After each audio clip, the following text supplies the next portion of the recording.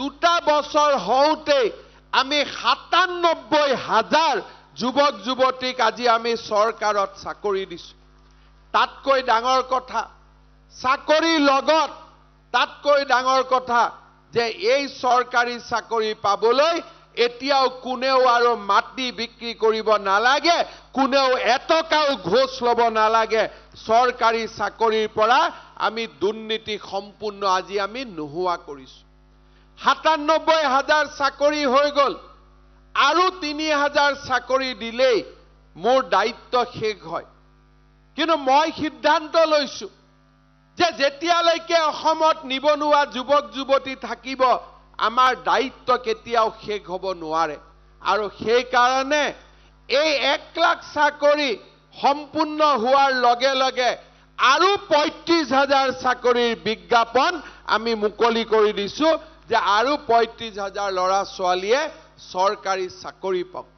আজি যেতিয়া মই কৰবাত যাওঁ ল'ৰা ছোৱালীবিলাকে মোক সুধে দাদা পুলিচৰ দৌৰ কেতিয়া হ'ব তেতিয়া মই কওঁ জুলাই মাহত হ'ব অৰ্থাৎ ল'ৰাবিলাকে আজি ছোৱালীবিলাক আজি আশাত তেওঁলোক এটা আশাৰ অসম দেখিবলৈ পাইছে গধূলি আড্ডা মাৰিব নালাগে আগতে ল'ৰা ছোৱালীবিলাকে বজাৰত ৰাতি গধূলি আড্ডা মাৰিছিল এতিয়া ৰাতিপুৱা ফিল্ডত গৈ দৌৰে কাৰণ পুলিচৰ কাৰণে নিজক সাজু কৰিব লাগে অসমখনৰ পৰিৱৰ্তন আপোনালোকে দেখা পাইছে যেতিয়া আমি আমাৰ ৰাজ্যত অৰুণোদয় আঁচনি আৰম্ভ কৰিছিলো তেতিয়া মানুহে কৈছিলে যে এইবিলাক ইলেকশ্যনৰ আগত ভেলকি দি আছে ইলেকশ্যনৰ পিছত আঁচনি শেষ হৈ যাব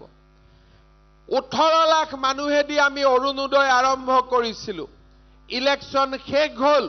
বিৰোধীৰ মতে আঁচনি বন্ধ হৈ যাব লাগিছিল আঁচনিটো বন্ধ নহ'লে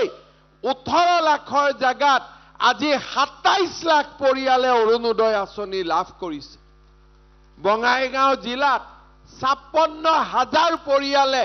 আজি অৰুণোদয় আঁচনি লাভ কৰিছে এতিয়া আমি সিদ্ধান্ত লৈছো যে এই বছৰ আৰু 3 লাখ ব্যক্তিলৈকে আমি অৰুণোদয় আঁচনি আগবঢ়াম মই কেতিয়া কৰিব পাৰো মই নাজানো কিন্তু মোৰ মনত এটা ইচ্ছা আছে লাহে লাহে আমি আগবাঢ়ি গৈ থাকিম বহুত মহিলাই কয় দাদা অৰুণোদয় পোৱা নাই যেতিয়া মই সুধো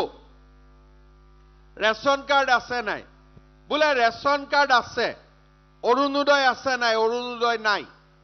এতিয়া আমি লাহে লাহে কলৈকে গৈ আছো যে যিমান পৰিয়ালৰ ঘৰত ৰেশন কাৰ্ড থাকিব সকলোৱে ৰেশন কাৰ্ডৰ নামতে অৰুণোদয় লগে লগে পাব এই ৰাস্তাত আমি আগুৱাই গৈছো এবছৰ লাগিব 2 বছৰ লাগিব 3 বছৰ লাগিব মই ক'ব নোৱাৰো কিন্তু এই ৰাস্তা দি আমি আগুৱাই গৈছো যে এটা পৰিয়ালত এখন ৰেশন কাৰ্ড থাকিব ৰেশন কাৰ্ড থাকা মানে আমি বিনামূল্যৰ চাউল পালো যদি ৰেশন কাৰ্ড আছে তাত উজ্বলা গেছো থাকিব তাৰ মানে বজাৰতকৈ 300 টকা কম দামত আমি গেছৰ সিলিন্ডাৰ পালো আৰু যদি ৰেশন কাৰ্ড আছে চাউল পালো গেছ পালো লগত আমি প্ৰধানমন্ত্ৰীৰ আয়ুষ্মান ভাৰত মুখ্যমন্ত্ৰীৰ আয়ুষ্মান অসম 5 লাখ টকা বছৰি বিনামূলীয়া চিকিৎসাও পালো যদি আমি প্ৰধানমন্ত্ৰীৰ আয়ুষ্মান ভাৰত পালো মুখ্যমন্ত্ৰীৰ আয়ুষ্মান অসম পালো তাতে এটা অৰুণোদয়ও পালো আৰু যদি আমি অৰুণোদয় পালো মোৰ শেষ ইচ্ছাটো হল এই ৰেশন কাৰ্ডক লৈ যে পৰিয়ালৰ মুখ্য মানুহজনক চৰকাৰী খৰচত আমি এটা ইন্সুৰেন্স কৰি দিম যাতে কিবা কাৰণত তেওঁৰ মৃত্যু বা এক্সিডেন্ট হলে সেই পৰিয়ালটোৱে যাতে ইন্সুৰেন্স কোম্পানীৰ পৰা ইন্সুৰেন্স পাব পাৰে প্ৰিমিয়াম ৰাইজে দিব নালাগে প্ৰিমিয়াম চৰকাৰে দিব অৰ্থাৎ এখন ৰেশন কাৰ্ডত চাউল পালো গেছ পালো গেছৰ লগত ইন্সুৰেন্স পালো ইন্সুৰেন্সৰ লগত আয়ুষ্মান পালো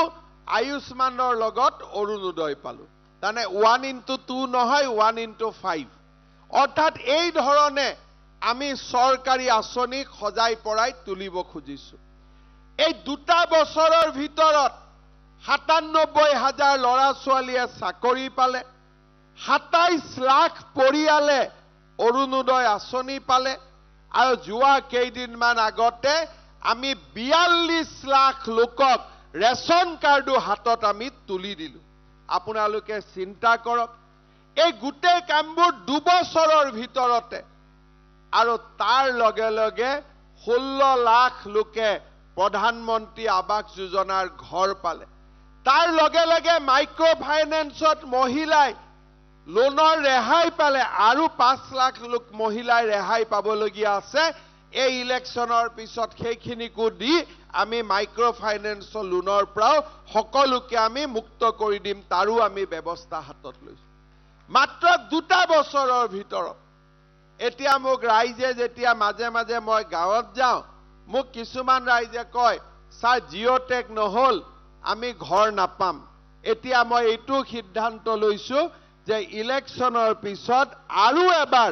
PMY ঘৰৰ জিঅ'টেগিং খুলি দিম, যাতে যোন দুখীয়া মানুহে জিঅ'টেগিং কৰিব পৰা নাই, এইবাৰ যাতে জিঅ'টেগিঙো কৰি ল'ব পাৰে। অৰ্থাৎ আপোনালোকে চিন্তা কৰক যে এইখন চৰকাৰে এফালে বিকাশৰ গংগা, এফালে সামাজিক ব্যাধিসমূহৰ বিৰুদ্ধে নিৰন্তৰ যুঁজ, আৰু তাৰ লগে লগে সামাজিক ন্যায়, গৰীব কল্যাণ, দৰিদ্ৰ সমাজৰ উত্থানৰ বাবে নিৰন্তৰ কাম। মাত্ৰ 2টা বছৰৰ ভিতৰত, এই 2টা বছৰৰ ভিতৰত আমি মুখ্যমন্ত্ৰীৰ আত্মনিৰ্ভৰ অসম এখন নতুন আঁচনি আনিছিলো, য'ত যুৱক যুৱতীসকলে ঋণ ল'ব পাৰে, বেংকক টকা ঘূৰাই দিব নালাগে, চৰকাৰে ৰাজ সাহায্য দিব। আজি তাৰ ইণ্টাৰভিউ